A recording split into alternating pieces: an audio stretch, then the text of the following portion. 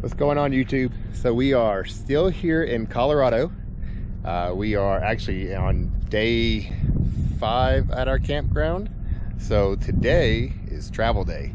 So we actually drive every Friday night, Saturday morning, and Sunday mornings. The only time we actually travel.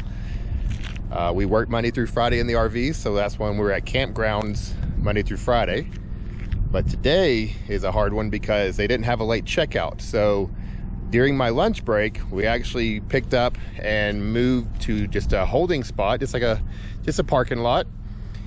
But the hard part is, so like we can't actually open our slides, but check out the view. We actually have a pretty decent view from the RV still, but we can't open the slides. So right now with the slides not being opened, it's kind of difficult inside. So let me bring you inside to show you what I mean. All right, so again, we are running off a generator. So everything's also kind of a mess. Everything's just sitting on the floors.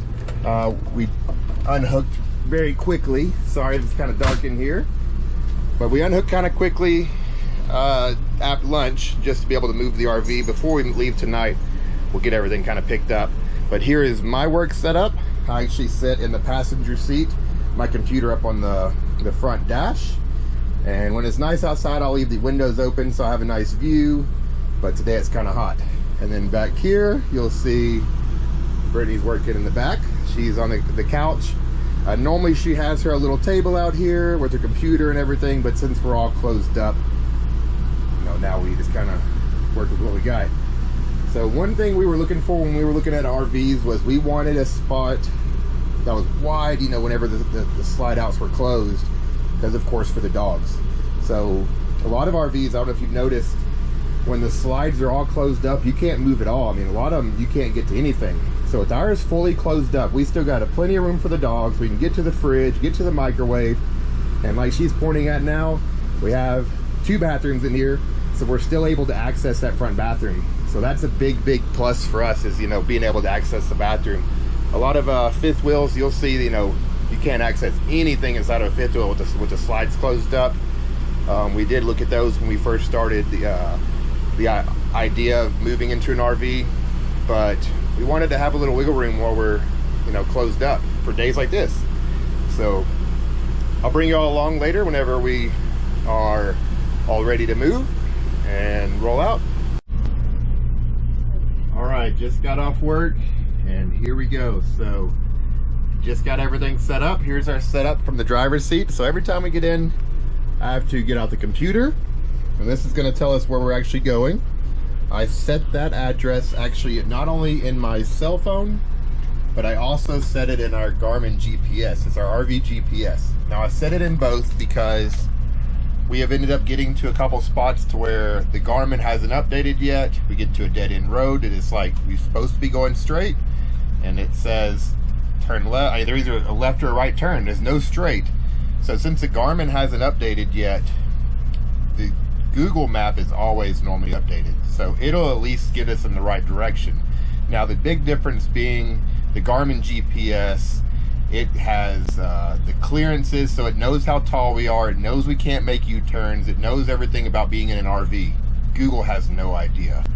So I try to follow the Garmin at all times as much as possible, and last, you know, worst case scenario, then I'll follow the Google. So the Google's just to get us out of trouble. It has come in handy a couple times, but we don't have to use it a lot. Along with that, it also follows traffic a little bit better. So right now, for instance, the Garmin is saying 2 hours and 16 minutes, and the Google's saying 2 hours and 29 minutes. They're both the same amount of miles, but for whatever reason, Google knows, you know, a little bit better on the traffic. With that, I also have my tire pressure monitoring system, so I can keep an eye on all 6 tires on the RV. Hopefully soon we'll add the other 4 sensors to the Jeep also, so we'll be able to know not only the RV's tires, but also the Jeep tire pressure as we're driving down the road, just in case the Jeep has a blowout. Being this thing has, you know, the motor that it has in it, it pulls pretty good, and we wouldn't even know if it has a flat on the Jeep or not, most likely, just because it pulls so good. So as of now, we are all set, ready to go. I have also my lovely co-pilots here. So I have Brittany over here, And then again, Kalani and Nash. So Nash normally is in where Kalani's at. As soon as we start driving, I can promise you they'll switch spots. Kalani, she's lazy, so she'll end up laying down on the ground right where Nash is at, and she won't get up until we get there. And Nash will stand right there over the dog box and looks over the window, and he won't move until we get there either. So he's my like ride to die co-pilot. Like he never leaves that spot. But anyways, so we'll get back with y'all in just a little bit. Thanks for following along, guys. Love y'all. We'll see y'all in a little bit.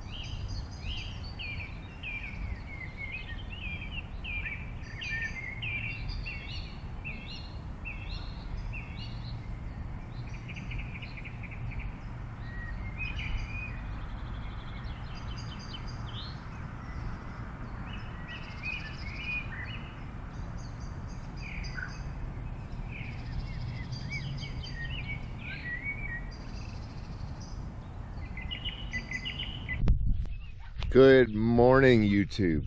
So again, still in Colorado. Have another today and tomorrow before we're out of Colorado. We will be in Nebraska after that for a week, and then South Dakota. So right now we are boondocking. So we signed up before we actually started full-timing for a service called Harvest Toast. It is a service for RVers.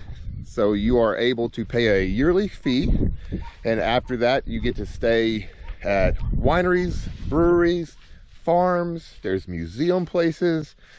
We stayed at a tire shop. We stayed at a gun range. All kinds of different places to boondock for free. So people, like where we're at now, it's a flower farm, and we're parked in their yard. You know, they have a lot of property. I think he said he has like 5 acres. So we're just parked over here right up against their fence. We didn't have to run the generator. It was cold last night, so we haven't ran the generator since we've been here. Some places we do. I mean, you know, a lot of places they don't care. They let you run the generator or whatever you need. Some of them even have electrical hookups, water hookups, sewage hookups. Some of them charge a little bit of a fee for those.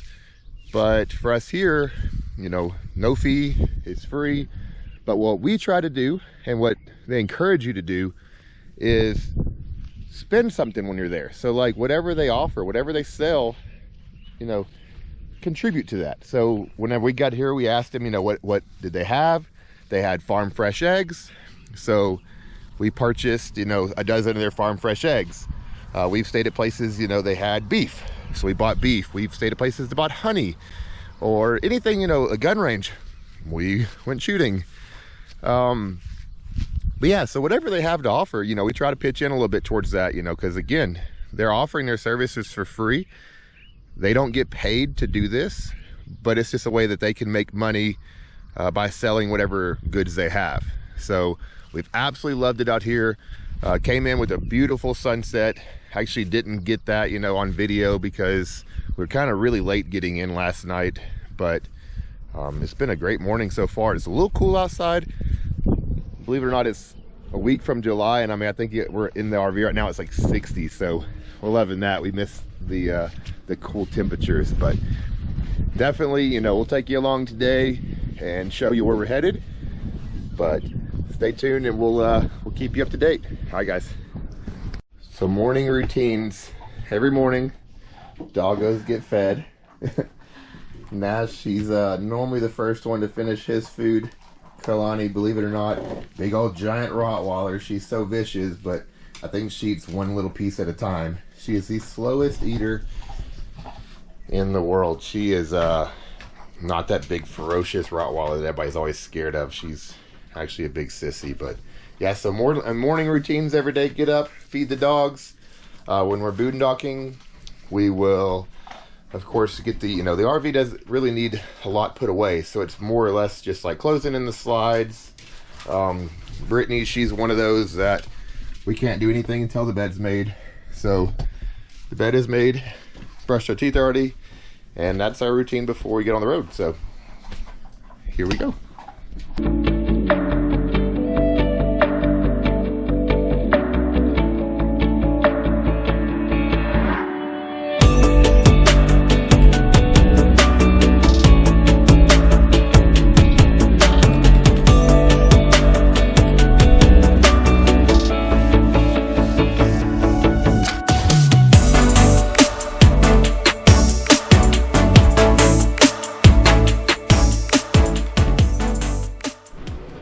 So we just made it to our harvest toast for today. It is a beautiful little winery. Guess who picked the winery? She likes her wineries. But an awesome little place. We just met the couple that owns the winery. Awesome couple that has been here for generations. But the winery is actually only a year old. So beautiful little place. We'll show y'all around.